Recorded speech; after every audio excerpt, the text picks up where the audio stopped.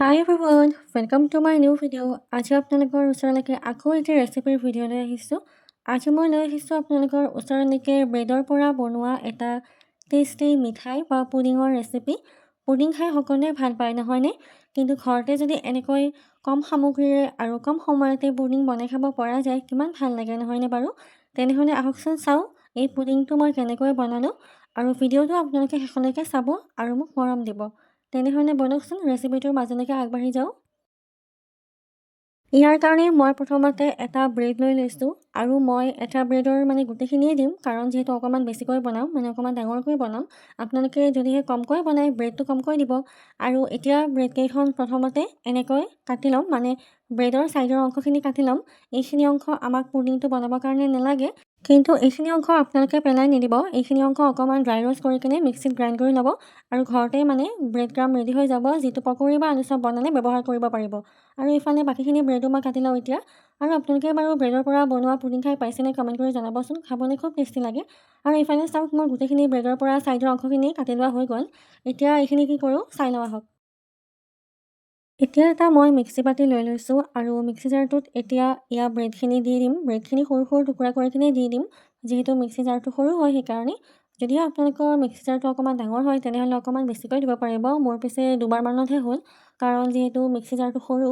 আৰু এনেকৈ দি কিনে এইখিনি অকণমান গ্ৰাইণ্ড কৰি ল'ম। আৰু গ্ৰাইণ্ড হোৱাৰ পিছত এনেকুৱা হ'ব লাগিব, একেবাৰে বেছি মিহি হ'ব নালাগে। আপোনালোকে ভিডিঅ'টো চাই গমেই পাইছে কেনেকুৱা হ'ব লাগিব।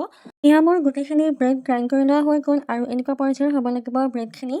আৰু যিহেতু ব্ৰেডখিনি গ্ৰাইণ্ড কৰি লোৱা হৈ গ'ল, ইয়াৰ পিছতনো কি কৰিব লাগিব চাওঁ আহক।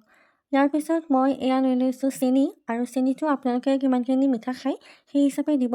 আমি যিহেতু অকণমান মিঠা খাওঁ সেইকাৰণে এনেকুৱা সৰু এটা আইনাৰ বাতিৰে এবাতি দিছোঁ। আৰু এতিয়া চেনিখিনি মই মিক্সি জাৰটোত গুড়ি কৰি ল'ম, কাৰণ গুড়ি চেনি দিলেহে পুডিংটো খাবলৈ ভাল লাগে। আৰু এইখিনি এতিয়া গুড়ি কৰি লওঁ বলক।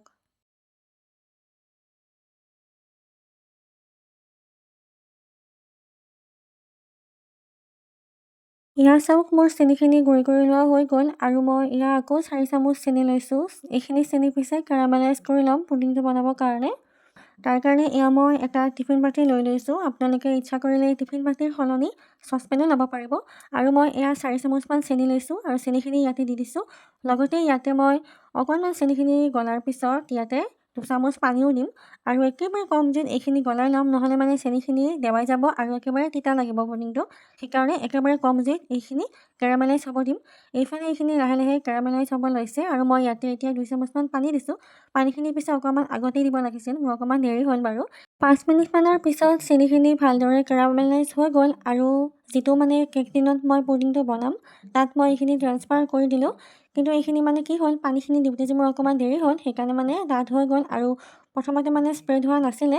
সেইকাৰণে মই আকৌ কেক টিনটো গেছত অকণমান সময় দি দিলোঁ। তাৰপিছত এইখিনি ধুনীয়াকৈ স্প্ৰেড হৈ গ'ল। আপোনালোকে অকণমান আগতীয়াকৈ দিব পানীখিনি, তেতিয়া মোৰ দৰে নহয় আৰু চেনিখিনি স্প্ৰেড হৈ যাব, কেৰামেলাইজ কৰা চেনিখিনি সোনকালে কেক টিনটোত স্প্ৰেড হৈ যাব। এইফালে এটা কেৰাহী লৈ লৈছোঁ পুডিংটো বনাবৰ কাৰণে আৰু তাত মই দিছোঁ একাপ পানী আৰু লগতে এনেকৈ গিলাচ এটাৰ সহায়ত দিছোঁ মই ইয়াতে 1.5 গিলাচ গাখীৰ। আপোনালোকে ইচ্ছা কৰিলে অকল গাখীৰতো বনাব পাৰিব, কিন্তু তেনেকুৱা বহুত গাখীৰ লাগিব ন, সেইকাৰণে মই কম গাখীৰতে পুডিংটো বনাইছোঁ। আৰু এইফালে গাখীৰখিনি লাহে লাহে উতলি আহি অকণমান যেতিয়া গাখীৰখিনি ডাঠ হ'ব তেতিয়া ইয়াতে মই চেনিখিনি দি দিম। এইফালে দেখিছেনে গাখীৰখিনি লাহে লাহে ডাঠ হ'বলৈ লৈছে। আৰু এইখিনি সময়তে ইয়াতে মই এড কৰিছোঁ চেনি গুড়িখিনি, যিখিনি চেনি গুড়ি কৰি থৈছিলোঁ সেই চেনি গুড়িখিনি দি দিছোঁ।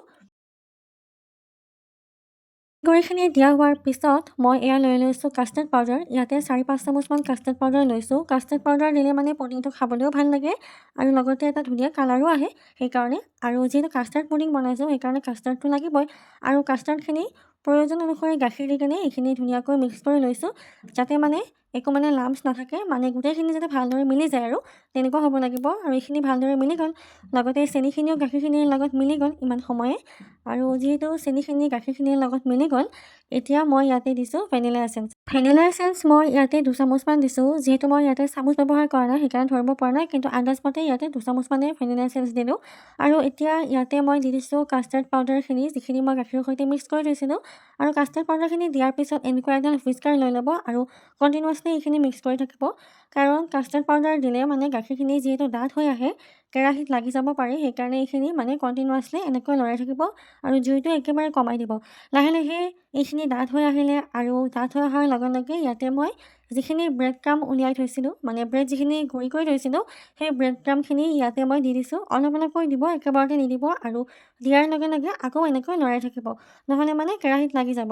এইফালে গোটেইখিনি ব্ৰেড ক্ৰাম্ব দি দিয়া হৈ গ'ল আৰু এতিয়া এইখিনি ভালদৰে মিক্স কৰি ল'ম, যাতে গোটেইখিনি ভালদৰে মিলি যায়। এইফালে এই মিশ্ৰণখিনি লাহে লাহে ডাঠ হৈ আহিলে আৰু লাহে লাহে কেৰাহীৰ পৰা এৰিব লৈছে, নহয়নে বাৰু? কিন্তু অকণমান যিহেতু পনীয়া হৈ আছে আৰু অকণমান সময়ৰ কাৰণে এইখিনি এনেকৈ লৰাই থাকিব লাগিব।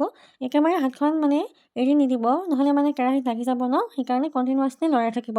আৰু লাহে লাহে এইখিনি কেৰাহীৰ পৰা এৰ খাব লৈছে আৰু ডাঠ হ'ব লৈছে। আৰু অকণমান সময় এইখিনি মানে লৰাই থাকিম, যাতে আৰু অকণমান ডাঠ হয়। প্ৰায় 15 বা 20 মিনিট সময় এইখিনি কম জুইত লৰাই থাকিব, তেতিয়া ধুনীয়াকৈ মানে ডাঠ হৈ আহিব। আৰু এইফালে দেখিছেনে ধুনীয়াকৈ ডাঠ হৈ আহিলে। আৰু মানে এনেকৈ মই অকণমান খাই চাইছিলোঁ, ইমান টেষ্টি লাগে ন, আপোনালোকেও বনালে খাই চাব দেই, খুব টেষ্টি লাগে।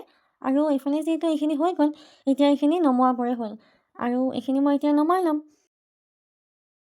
এইফালে যিহেতু কেক টিনটো ৰেডি হৈ আছে, সেইকাৰণে ইয়াতে মই এই ব্ৰেডৰ মিশ্ৰণখিনি দি দিছোঁ। একেবাৰে সাৱধানে দিব দেই, কাৰণ বহুত গৰম হৈ থাকে দেখিছেনে, একেবাৰে মানে ধোঁৱা বলি আছে, সেইকাৰণে একেবাৰে সাৱধানে দিব। আৰু এনেকৈ মই গোটেইখিনি দি দিলোঁ। মিশ্ৰণখিনি দিয়া হোৱাৰ পিছত বাতিটো অকণমান থপথপাই দিব, নহ'লে মানে এটা চাইডে বেটাৰ বেছিকৈ থাকিব, এটা চাইডে কম থাকিব আৰু পুডিংটো হোৱাৰ পিছত দেখিবলৈকে বেয়া লাগিব। সেইকাৰণে বাতিটো অকণমান থপথপাই দিব, যাতে চাৰিওফালে বেটাৰখিনি সমানে যায়। আৰু এইফালে পুডিংটো বনাবৰ কাৰণে মই এখন এনেকুৱা টাৱা লৈ লৈছোঁ আৰু টাৱাখন পিছে অকণমান পুৰণা হয় দেই আমাৰ। আৰু এইফালে টাৱাখনত পানী দিছোঁ প্ৰয়োজন অনুসৰি আৰু এয়া এখন মই প্লেট দি দিছোঁ, যিহেতু মানে পুডিংটো ষ্টিম কৰিম সেইকাৰণে। আৰু পানীখিনি গৰম হোৱাৰ পিছত এয়া পুডিঙৰ বাতিটো দি দিছোঁ, মানে ব্ৰেডৰ মিশ্ৰণখিনি থকা বাতিটো। এতিয়াতে বাৰু পুডিং ৰেডি হোৱা নাই, নহয়নে? আৰু এইফালে ঢাকোন লগাই দিলোঁ। এতিয়া প্ৰায় আধা ঘণ্টাৰ কাৰণে এইখিনি ষ্টিম হ'বলৈ দিম। যেনেকৈ কেক বনালে আধা ঘণ্টা বা 45 মিনিট লাগে, তেনেকৈ পুডিঙৰ ক্ষেত্ৰতো একেই হয়। 15 মিনিটৰ পিছত মই এবাৰ এনেকৈ চালোঁ, কিন্তু মানে পুডিংটো হোৱা নাই আৰু চামুচখনত লাগি আহিছে, দেখিছেনে আপোনালোকে? মানে এইটো হোৱা নাই। আকৌ মই 15 মিনিটৰ কাৰণে এইখিনি ষ্টিম হ'বলৈ দিলোঁ। এয়া আকৌ 15 মিনিটৰ পিছত এবাৰ চাইছোঁ, এয়া চাওক লাহে লাহে এইখিনি মানে ডাঠ হ'বলৈ লৈছে, মানে যিটো পনীয়া হৈ আছিলে পনীয়াখিনি অকণমান ডাঠ হ'বলৈ লৈছে আৰু প্ৰায় মানে পুডিংটো ৰেডি হৈয়ে গৈছে আৰু অকণমান সময়ৰ পিছত পুডিংটো মানে নমাব পৰা হৈ যাব। এইফালে যিহেতু পুডিংটো হৈ গ'ল, সেইকাৰণে মই গেছটো অফ কৰি দিলোঁ আৰু পুডিংটো গেছৰ পৰা নমাই আনিলোঁ। এতিয়া পুডিংটো মই এনেকৈ এখন কাঁহীত মানে অকণমান পানী দিছোঁ, দি কিনে ঠাণ্ডা হ'বলৈ দিছোঁ ফেনত।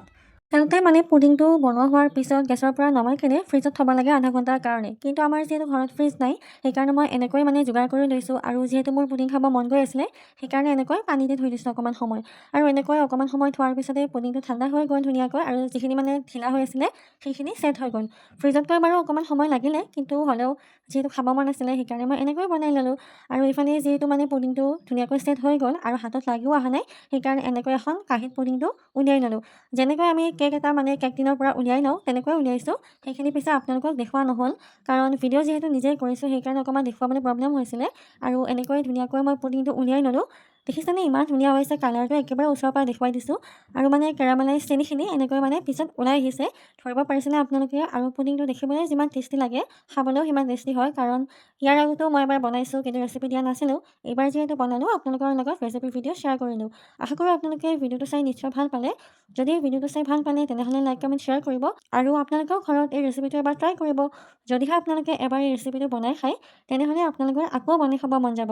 কাৰণ মানে মোৰ ক্ষেত্ৰতে এনেকুৱা হৈছে, এবাৰ বনাই খোৱাৰ পিছত মানে এতিয়া ব্ৰেড আনিলে মানে পুডিং বনাই খোৱা যায় আৰু দেই। সেইকাৰণে আপোনালোকক কৈছোঁ। আৰু যদিহে মোৰ ভিডিঅ'টো চাই ভাল পালে, তেনেহ'লে মৰম দিব বুলি আশা কৰিছোঁ।